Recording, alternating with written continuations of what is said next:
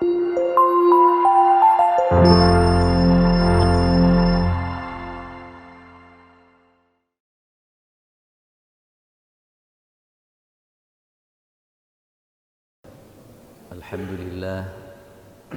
alhamdulillahilladzi wa kafa, wassalatu wassalamu ala habibina al-mustafa wa alihi wa sahbihi ahlus sidqi wal wafa. Asbahna wa asbahal mulku lillah walhamdulillah la syarika lah, la ilaha illa huwa wa ilaihin nusyur. Asbahna ala fitratil islam wa kalimatil ikhlas Muhammad sallallahu alaihi wa sallam minal musyrikin, amma ba'd. Hadirin yang saya cinta, saya bangga memuliakan Allah Subhanahu wa taala, jamaah salat subuh Masjid As-Salam Komplek DKI Cuklu, Kembangan, Jakarta Barat yang berbahagia. Alhamdulillah, marilah kita bersama-sama memanjatkan syukur kehadirat Allah Subhanahu wa taala yang telah melimpahkan segala nikmat, taufik dan hidayahnya, meski pada hari ini situasi pandemi kita masih belum berakhir dan datangnya varian baru yaitu varian Omikron. Ini juga merupakan varian yang kita tetap waspada, tetapi kita tidak perlu gusar, tidak usah panik, karena ternyata memang pandemi itu nanti pada akhirnya menjadi endemi. Pandemi itu nanti pada akhirnya harus bersahabat dengan kehidupan kita, sehingga kita tidak boleh atas nama pandemi kita menghentikan seluruh aktivitas penting, misalnya aktivitas ibadah, misalnya aktivitas ma'isyah, misalnya aktivitas sosial yang mendesak, kecuali aktivitas-aktivitas yang masih bisa ditunda. Mudah-mudahan dengan rasa syukur kita kepada Allah Subhanahu wa taala segera mencabut, segera mengangkat pandemi ini dari lingkungan kita, dari kawasan kita, dari negeri kita, dan dari permukaan bumi. Amin amin ya rabbal alamin. Salawat dan salam tidak lupa sama-sama kita sampaikan kepada guru besar kita, Nabi Agung, Nabi besar Muhammad sallallahu alaihi wasallam, dan juga kepada seluruh sahabat, kerabat serta pengikut setianya hingga akhir zaman. Bapak Ibu sekalian, jamaah sekalian, ibu-ibu, bapak sekalian, apa kabarnya Bu? Sehat Bu? Sehat Pak? Yang nomor satu sehat ini. Saya sebenarnya sudah hampir 1 tahun kangen sama ibu bapak sekalian. Namun kekangenan itu kadang-kadang di saat kita memiliki kesempatan waktu ternyata tidak tepat untuk bisa hadir. Di saat harus kemudian mendapatkan kesempatan hadir, tidak tepat untuk kemudian bisa hadir. Tapi alhamdulillah pada pagi hari ini dengan upaya dan kerja keras kita semua, alhamdulillah kita bisa dipertemukan kembali. Mudah-mudahan pertemuan kita pada pagi hari ini tidak saja hanya sekedar mengobati rasa rindu, tetapi semakin mendorong untuk memperkuat ukhuwah Islamiyah kita, memperkuat dorongan amal soleh kita, dan menjaga keistiqomahan kita di dalam mengarungi hidup beragama. Amin ya rabbal alamin. Jamaah sekalian, pagi hari ini saya ingin menyampaikan tentang Mitsaqul Madinah. Karena kajian saya sejak awal memang berkisar tentang masalah sirah nabawiyah. Pagi hari ini kami menyampaikan tentang perjanjian atau Dusturul Madinah konstitusi negara Madinah. Bapak Ibu sekalian, ketika Rasulullah Shallallahu Alaihi Wasallam begitu sampai di Madinah dan melihat ternyata penduduk Madinah itu berbagai macam komunitas. Ada Ansor yang merupakan basis utamanya, penduduk asli. Ada Muhajirin, yaitu masyarakat Arab yang hijrah. Ya, saya tidak mengatakan ngungsi, tetapi hijrah. Beda ya antara mengungsi dengan berhijrah. Wa may yuhajir fi sabilillah yajid fil ardi mugharaman katsiran wa sa'ah. Wa may yakhruj min baitihi muhajiran ila Allahi wa rasulihi summa yudrikhul mautu faqad waqa'a ajru 'ala Allah. Karena kalau hijrah itu ada hubungannya secara langsung dengan perjuangan.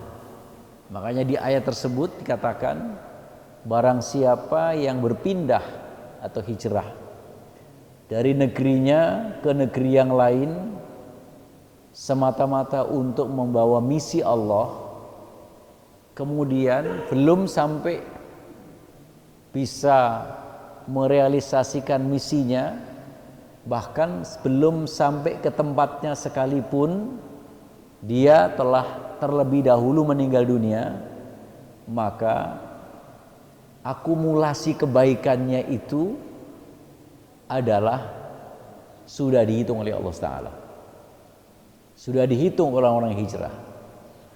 Karena itu hijrah ini merupakan suatu fase dalam perjuangan Nabi.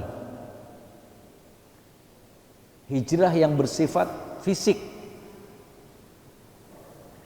dan kemudian disempurnakan hijrah yang bersifat nilai. Ba'dal fathi walakin jihadun wa niyatun. Setelah kota Makkah ini bisa tertaklukkan oleh kekuatan dan oleh Rasulullah bersama para sahabatnya, maka sudah tidak ada lagi kewajiban untuk hijrah ke Madinah. Ini hijrah secara fisik, hijrah secara makani, secara tempat. Dulu sebelum Makkah tertaklukkan yang kurang lebih sekitar tahun 8 Hijriah, maka hijrah adalah bagian daripada keimanan. Barang siapa yang tidak hijrah ke Madinah tanpa alasan dan izin Rasulullah, maka imannya dipertanyakan oleh Allah Rabbul Alamin. Alam takun ardullahi wasi'atan fatuhajiru. Sebagian orang-orang yang dengan berbagai macam alasan berada di negeri kafir yang akhirnya tidak bisa punya keleluasaan dan menjalankan ibadah pun sekalipun tidak bisa, maka akhirnya mereka sampai tertindas dan mati. Nah, kematiannya itu dipertanyakan Allah. Alam takun ardullahi wasi'ah. Tidakkah kamu melihat bumi Allah ini luas? Fatuhajiru, lalu kamu bisa hijrah. Jadi sekali lagi Bapak Ibu sekalian, saya mengatakan setelah Rasulullah hijrah ke Madinah, jadi tidak mengungsi. Bahasanya ini agak berbeda. Kalau mengungsi adalah orang-orang yang menjadi korban sebuah tindak kezaliman. Tetapi bisa saja maknanya perginya itu secara keterpaksaan. Yang namanya ngungsi itu terpaksa. Contoh, ketika Merapi itu batuk, lalu masyarakat yang hidup di lereng Gunung Merapi kemana Bu? Ngungsi. Hijrah apa ngungsi? ngungsi. Lalu misalnya beberapa waktu yang lalu, saudara-saudara kita yang dari Burma, ya, Myanmar sekarang namanya, mereka dibantai, lalu mereka juga dihabisin, sementara mereka tidak mampu melawan. Ini yang tersisa, mereka tidak ada pilihan lain kecuali mengungsi. Belum lama ini terjadi letusan gunung yang ada di Lumajang dengan mendadak, dan bahkan meskipun pemerintah sudah memiliki berbagai macam instrumen, lembaga, contoh BNPB, Badan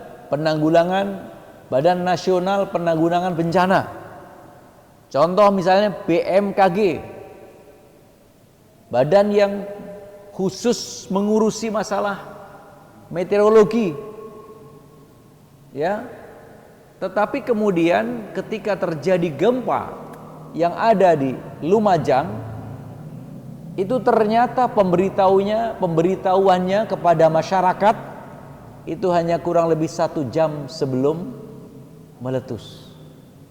Ya tentu ini tidak punya kesempatan banyak untuk mengamankan. Nah, larilah mereka. Pelarian mereka ke tempat-tempat yang aman disebut apa? Mengungsi. Jadi beda antara hijrah dengan mengungsi.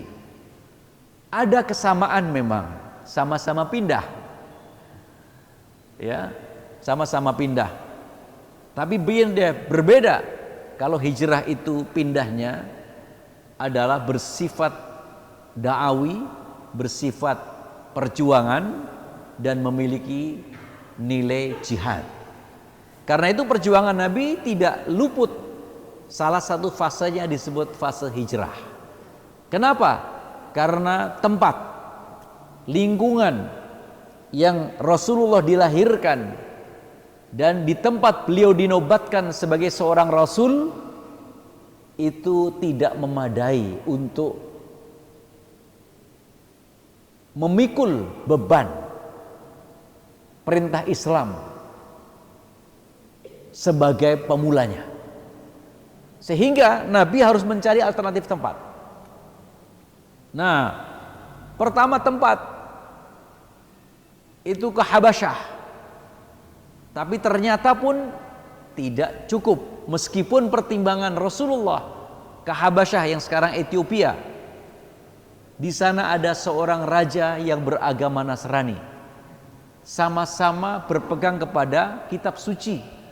Mestinya kalau agama, meskipun namanya beda, seperti nama Nasrani, Yahudi, dan Islam, karena sama-sama berpegang teguh kepada kitab suci yang berasal dari Allah, seharusnya itu satu garis. Karena misi Nabi Musa, misi Nabi Isa, dan misi Nabi Muhammad SAW itu satu garis lurus, yaitu apa? Menegakkan ketauhidan. Tapi ternyata sampai di Habasyah tidak mungkin. Situasi lingkungan tidak mungkin. Kekuatan yang ada tidak mungkin. Kekuasaan yang ada tidak mampu menggendong dan memikul beban Islam ketika di sana. Akhirnya terpaksa Nabi masih tetap mencari tempat sampai akhirnya mendapat Madinah. Begitu sampai di Madinah, maka yang dikerjakan oleh Rasulullah SAW yang pertama adalah mempersaudarakan antara yang muhajirin dengan ansor. Kenapa dipersaudarakan? Karena saudara-saudara yang dari muhajirin ini tidak sempat membawa apa-apa. Kekayaan zaman dahulu Bapak Ibu tidak bisa dipindahkan dengan mudah karena bersifat fisik. Binatang ternak, kebun, gak mungkin digendong. Semua ditinggal. Berbeda dengan zaman sekarang. Semua kekayaan dimasukkan ke dalam satu kartu. Bahkan sekarang satu handphone untuk semua. Jadi handphone ini di situ juga ada informasi, di situ juga ada kekayaan, di situ juga ada transaksi dan seterusnya. Luar biasa dunia sekarang. Jadi sekarang orang ketika mana-mana hatinya ke bawah. Beda dengan zaman dahulu. Betul nggak Pak? Betul nggak? Nah itu bedanya dunia sekarang. Bahkan karena itu misalnya orang yang ketinggalan handphone biasanya lebih mengutamakan atas lainnya. Seandainya, bahkan sering kali terjadi, sudah sampai di perempatan Joglo, melewatinya walaupun pendek, tapi ini kan super macet ya Bapak Ibu sekalian. Apalagi lewat komplek Bapak, macet cet gitu kan. Kalau hari biasa, bukan macet cet gitu. Begitu sampai perempatan Joglo, mestinya pergi sama istrinya tertinggal. Balik gak kira-kira Pak? Balik gak? Kagak. Bu, balik gak Bu? Tapi ketika begitu sampai di perapatan Joglo yang tertinggal handphone, balik gak Pak? No. Handphone lebih berharga daripada istri, coba bayangkan. Makanya hati-hati. Kenapa di handphone ada istri gitu loh? Ya. Di handphone ada istri, di handphone ada kekayaan. Dengan handphone bisa melakukan semuanya. Wah, hati-hati. Untuk meng-cancel apa saja juga pakai handphone itu. Membooking apa saja pakai handphone. Makanya wiridan sekarang itu kayaknya wiridan yang pertama kali orang pegang ketika bangun tidur adalah apa Pak? Handphone. Bangun tidur gerak-gerak pertama, mana handphoneku? Udah selesai ngecasnya belum? Betul nggak Bu? Ya ngaku lah. Dan kemudian yang paling terakhir diletakkan sebelum tidur apa? Apa ya? Handphone. Ya Allah, ini dunia kita sekarang adalah dunia handphone. Nah Bapak Ibu sekalian, begitu Rasulullah sampai di Madinah, oh ternyata kondisi demografinya ini sangat beragam.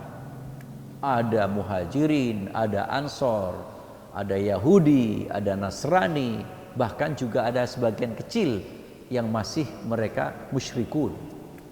Ya. Akhir pertama kali dipersaudarakan. Saudara-saudara yang dari Madinah dari Makkah dipersaudarakan dengan Ansor, mempersaudarakannya tidak sekedar berteman, tetapi sampai kepada sebuah kekeluargaan. Jadi dititipkan orang yang Ansor yang lemah, yang kuat secara finansial, kuat secara sosial, dititipin muhajirin yang agak lemah secara finansial, secara sosial. Begitu. Sehingga yang terjadi bukannya gap antara yang kuat dengan yang lemah, yang kaya dengan yang miskin, tapi akhirnya merata.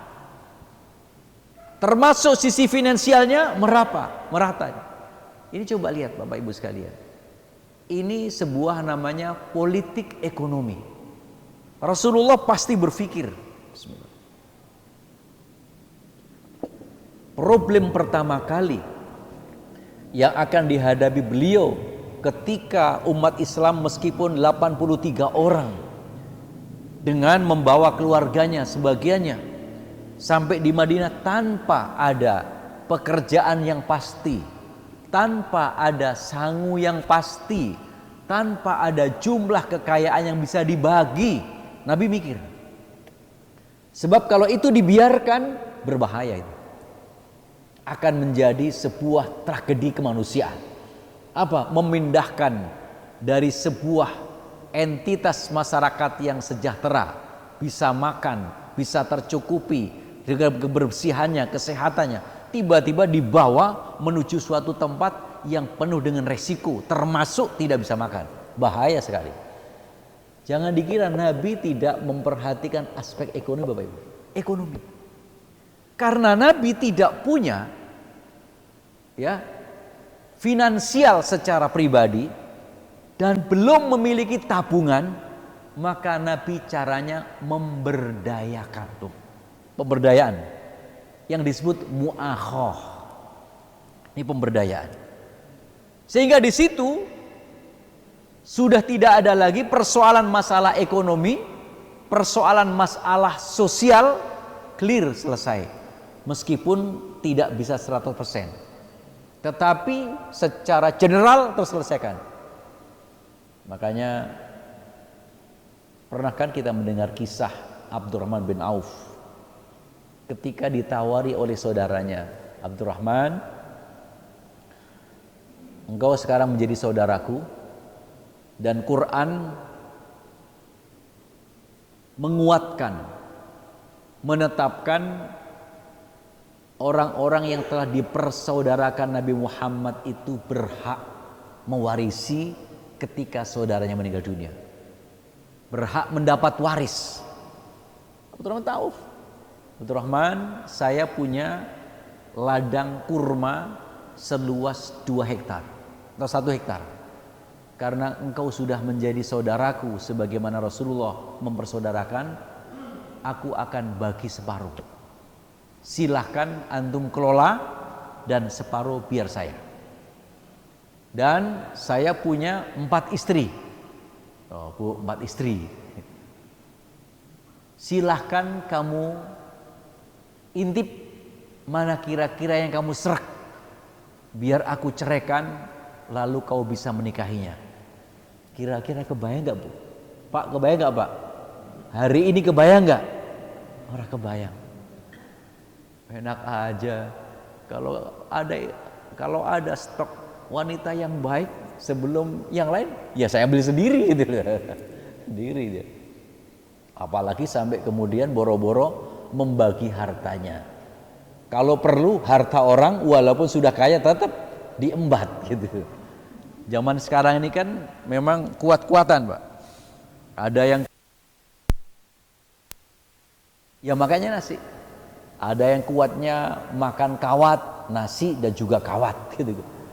Ada yang kuatnya ya makan nasi, ya makan kawat, ya makan besi, ya makan tanah, makan semua itu. Jadi manusia ini luar biasa gitu. Jadi ada yang kemudian kuatnya lebih daripada itu, termasuk makan batu, makan pasir, makan koral, ya dimakan juga, alias korupsi gitu. Itu zaman sekarang Bapak Ibu sekalian. Ya. Nah, sehingga bahwa persoalan makan minum akhirnya Abdurrahman bin Auf walaupun saudaranya ini adalah orang yang begitu dermawan dan begitu tulus, saya sebagai seorang anak manusia, aku tidak mau. Saya harus punya harga diri. Saya tidak perlu terima kasih atas tawaran kamu. Dan saya dengan senang sekali bisa menjadi saudara kamu. Tapi tunjukkan saya pasar. Begitu kemudian ditunjukkan pasar, karena memang lihai ini, Abdurrahman bin Auf itu kayaknya, kalau dalam bahasa para penulis itu, faka'annahu wulida, sepertinya dia wulida ghaniyan. Sepertinya Abdurrahman bin Auf itu memang sahabat yang dilahirkan untuk jadi orang kaya. Sampai salah satu modelnya Bapak Ibu sekalian, beliau itu pernah membeli kurma yang busuk. Kurma busuk. Kurma busuk itu dibeli hanya karena empati. Karena yang jual bertahun-tahun gak laku, kurma dijual gak dibeli. Murah sekali, namanya kurma busuk. Udah lebih dari 3 tahun. Gak taunya setelah dia beli kurma busuk itu ada penyakit yang obatnya kurma busuk, coba kayak gitu. Ini namanya memang dasar dilahirkan orang kaya. Tapi kalau memang ya Allah, memang rezeki itu tidak bisa dipaksa, tapi harus dicari. Ya. Akhirnya Abdurrahman bin Auf bisa mandiri. Dan demikian, setelah dipersaudarakan, maka Rasulullah SAW mulai membangun markas, yaitu masjid. Masjid, kenapa? Pertama kali, kenapa tidak masjid terlebih dahulu, baru kemudian dipersaudarakan? Ya, ternyata kekuatan suprastruktur, ada infrastruktur, ada suprastruktur, itu lebih penting. Apa kekuatan? Sumber daya manusia. Jadi mengelola sumber daya manusia sebelum sumber daya yang lainnya, alam, itu jauh lebih penting. Kenapa? Kalau alam ini kita kelola terlebih dahulu, tapi sumber daya manusia gak kita siapkan, bisa menjadi bumerang. Negara yang mestinya kaya raya bisa menikmati seluruh kekayaan alamnya, mulai yang ada di dalam bumi seperti gas bumi, seperti tambang, seperti minyak, seperti mineral, seperti misalnya emas, seperti lagi misalnya uranium. Itu mestinya kekayaan-kekayaan yang luar biasa yang tidak bisa didapat di setiap tanah. Tapi kalau kita tidak menyiapkan sumber daya manusianya, kita bisa ngelola sendiri, atau paling tidak ada suatu proses menuju pengelolaan secara berkesinambungan, tapi pikiran yang penting bahwa itu kemudian ini menghasilkan uang, panggil itu para investor, lalu kemudian diambil, dikelola, dieksplorasi, maka akhirnya bangsa itu justru tidak bisa menikmati kekayaan sendiri. Banyaklah contoh, Pak, ya kan? Contoh yang ada di Freeport, contoh yang ada di Mandalika, contoh yang ada di mana lagi? Yang ada di Cepu, Blok Cepu, contoh yang mana lagi? Semua. Loh, kenapa kok kemudian Pertamina masih rugi? Loh, kenapa kok kemudian pengeboran untuk minyak mentah kita dari tahun ke tahun gak makan bertambah, kok makin berkurang? Kan seharusnya orang bisa ngitung dong. Bapak Ibu, yang namanya tambang yang berbasis fosil seperti minyak bumi itu bisa dihitung volumenya, dan bisa dihitung itu bisa dimanfaatkan berapa puluh tahun. Kalau itu bisa dihitung berarti kita harus menyiapkan kesinambungannya. Tapi kalau yang penting mengeksplor, ya susah. Jadi sekali lagi Rasulullah ternyata tidak hanya mementingkan aspek ekonomi, tetapi juga sumber daya manusia. Halo Pak, ya ini ngajinya datar-datar saja lah gitu ya. Tapi bagaimana strategi yang dilakukan Rasulullah? Setelah itu yang ketiga, baru aspek politik. Nah ini Farid. Puncaknya sebuah gerakan politik yang dilakukan Nabi itu adalah yaitu membentuk sebuah Mitsaqul Madinah, atau yang disebut sebagai Piagam Madinah, atau yang disebut sebagai Dusturul Madinah, atau yang disebut sebagai Konstitusi Negara Madinah. Bapak Ibu, saya tidak membayangkan kalau para the founding fathers, Bapak Ibu pendiri negara ini, pada tahun 45 sejak bulan Juni itu mereka tidak berani menanggalkan rasa ego kelompok, rasa ego entitasnya, rasa ego kelompoknya, pasti belum terjadi sebuah kemerdekaan. Tetapi karena beliau-beliau itu meskipun berdebat panas di dalam rapat, namun memang perbedaannya di saat rapat itu. Begitu saling menghormati, saling menghargai, maka jadilah negara Republik Indonesia dan jadilah Undang-Undang Dasar. Lah Rasulullah SAW melihat terhadap kelompok-kelompok agar tidak menjadi potensi perpecahan, dibuatlah yang namanya perjanjian. Nah, perjanjian ini sebagian penulis sejarah mengkategorikan ada 51 atau 52 pasal.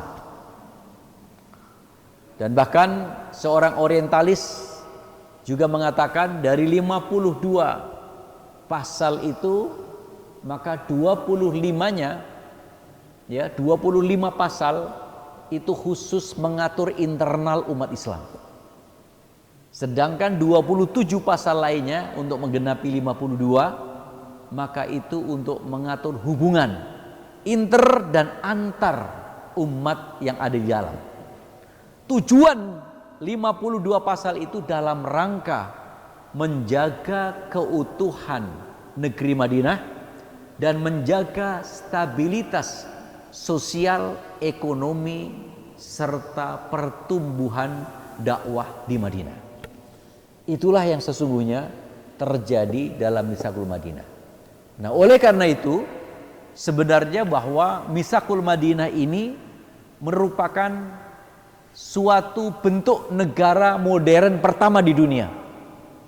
Bahkan saya temukan di dalam dua buku, yang pertama itu di dalam buku tentang ketatanegaraannya oleh Pak Munawir Sazali, yang kedua dalam disertasi oleh Profesor Dr. Ahmad Sukarja, dosen UIN Syarif Hidayatullah, yang mana keduanya mengatakan bahwa Mitsaqul Madinah itu merupakan bentuk negara modern pertama kali di dunia.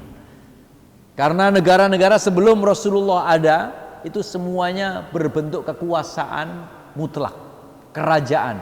Siapa yang kuat itulah yang memerintah, siapa yang lemah itulah yang tertindas. Makanya kalau zaman modern ini berlakunya dalam kehidupan itu kuat-kuatan, ya kembali kepada jahiliyah. Walaupun aturan itu ada, sebab kadang-kadang aturan itu tergantung siapa yang melaksanakan. Kalau walaupun itu salah, tetapi kalau yang melaksanakan itu adalah jalur pendukung kekuatan, maka itu aman.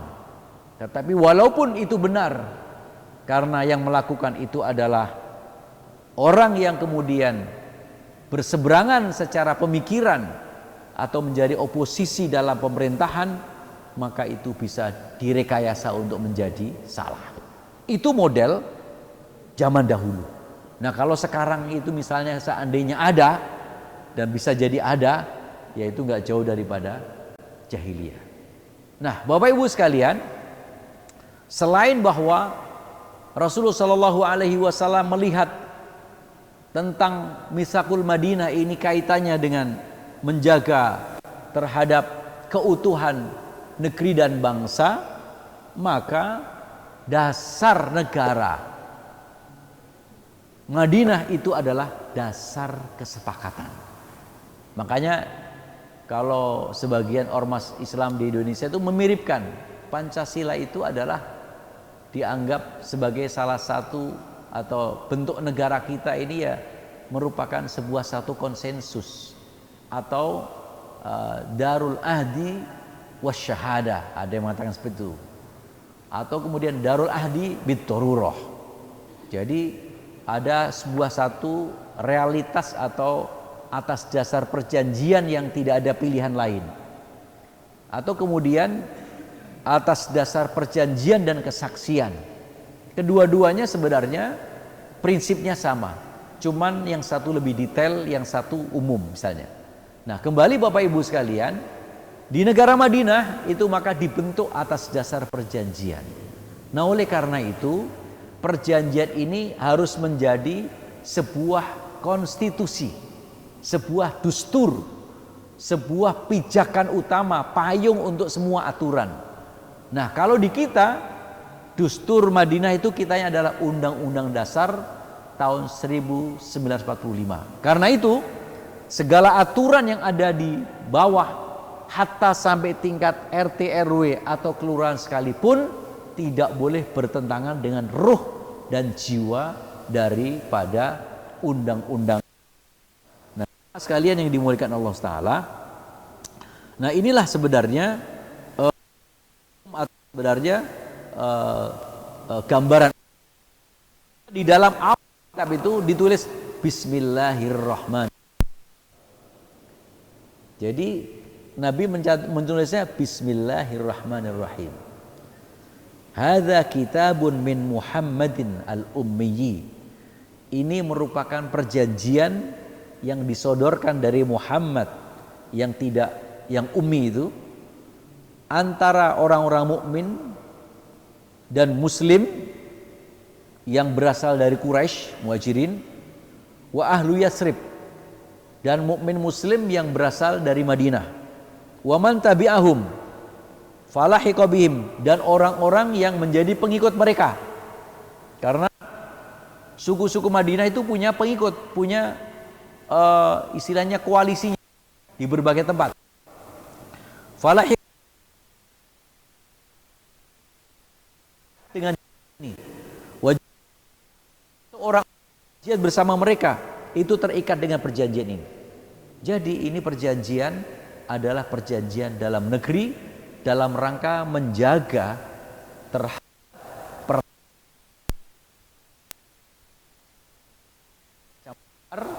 dan sekaligus menata, mengkonsolidasikan kondisi di internalnya. Maka pasal pertama kali yang disebutkan Rasulullah, innahum ummatun wahidatun min duninas. Ya. Mereka yang ada di Madinah itu merupakan satu entitas, umat yang satu, bukan yang lain. Ya. Umat yang satu bukan yang lain, bukan 1/2, bukan 1/4. Coba lihat, Rasulullah setelah meletakkan bahwa perjanjian ini berlaku di internal Madinah dalam rangka menyatukan, mengkonsolidasi antar umat Islam maupun orang-orang yang berada di dalamnya maupun yang tunduk dengan kesepakatan mereka. Ini artinya apa? Ini artinya mengikat selaku bentuk keamanan. Kenapa? Karena orang-orang yang setia, yang menjadi pendukung Muhajirin maupun Ansor khususnya, itu banyak yang di perbatasan.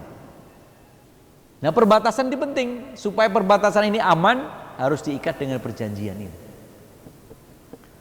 Ini sekali lagi cara berpikir politik keumatan kebangsaan yang jernih. Jadi cara mengikatnya itu adalah dengan nilai, bukan diikat dengan identitas. Oh, kamu Pancasilais, oh kamu tidak Pancasila, bukan itu. Pancasila itu adalah merupakan salah satu atau merupakan penyatu. Dia seperti platform, tempat kemudian semuanya menyatukan. Karena itu tidak bisa Pancasila hanya ditafsirkan satu kelompok, hanya diaku satu kelompok, tidak boleh. Sebab di negeri ini berkelompok-kelompok. Nah, gimana caranya supaya berkelompok-kelompok jadi satu? Diikat dengan Pancasila, begitu. Di Islam juga gitu, Madinah, bahwa Rasul diikat dengan perjanjian ini. Makanya diikatnya apa? Innahum ummatun wahidatun min duninas. Mereka adalah umat yang satu, bukan lainnya. Artinya adalah ada ikatan kebangsaan, bangsa Madinah akhirnya. Artinya apalah? Ada ikatan teritorial, yaitu tempat. Kemudian tidak bisa kemudian diintervensi oleh orang lain. Nah, Bapak Ibu sekalian, pernyataan secara penyatuan luar biasa ini tidak cukup. Makanya disebutkan dalam yang kedua, al-muhajiruna min Quraisy ala rib'atihim yata'aqaluna bainahum wa hum yafiduna 'aniha bil ma'ruf wal qisti bainal mu'minin. Termasuk kemudian yang kedua ini diteruskan setelah dinyatakan bahwa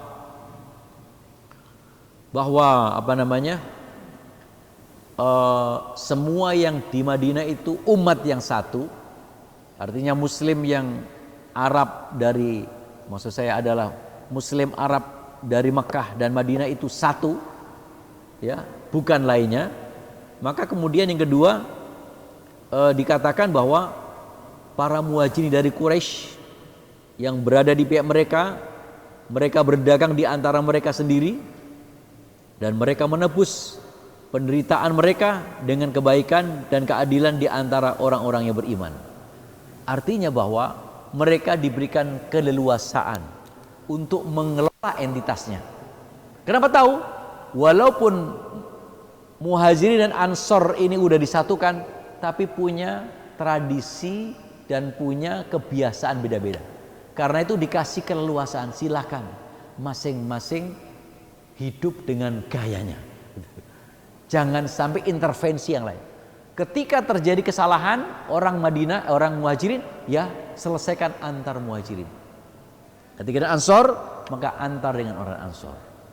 Ini mengatur antar umat Islam. Nah, Bapak Ibu sekalian yang dimuliakan Allah, apa poinnya Bapak Ibu? Sebelum saya mengakhiri dan karena masih panjang, poinnya adalah pertama-tama yang harus diutamakan itu adalah wahdatul ummah, kesatuan, persatuan sebelum yang lain. Ya, sebelum yang lain. Sebab persatuan dan kesatuan umat ini menjadi kunci kekuatan dalam perjuangan. Inilah yang menjadi backbone atau tulang punggung Nabi, yaitu Muhajirin dan Ansor. Makanya itu adalah ummatun wahidatun min dunin nas. Mereka itu umat yang satu, bukan lainnya. Bukan lainnya artinya apakah misalnya orang Islam yang ada di Amerika atau di Afrika? Enggak masuk. Enggak masuk dari sini. Supaya apa? Supaya Nabi punya basis. Ini Pak. Nah kalau nggak punya basis, oh berbahaya Rasulullah SAW. Bisa dirongrong Yahudi, selesai, diceklek, selesai. Punya basis ini. Jadi Rasulullah ini juga seorang politisi bermoral yang sangat ulung gitu. Nah sehingga supaya mereka di dalam penyatuannya itu tidak mengalami ketertindasan satu dengan yang lain, nggak kagok, maka masing-masing dikasih keleluasaan dalam menghidupkan tradisi baik masing-masing, termasuk tradisi berdagang, tradisi penyelesaian masalah dan seterusnya. Jadi dua poin ini yang baru kita bahas sebagai bentuk pengantar bahwa perjanjian ini mengikat dengan Muhajirin dan Ansor serta seluruh yang ada di dalam Madinah. Dan dari 52 pasal ini 25 memang sedang mengatur antar umat Islam. Bapak Ibu sekalian yang berdoa Allah, saya kira itu yang bisa kita sampaikan pada pagi hari ini. Mudah-mudahan berguna, mudah-mudahan bermanfaat, dan kurang mohon maaf. Wallahu muwaffiq ila aqwamit thoriq. Billahi taufiq hidayah. Assalamualaikum warahmatullahi wabarakatuh.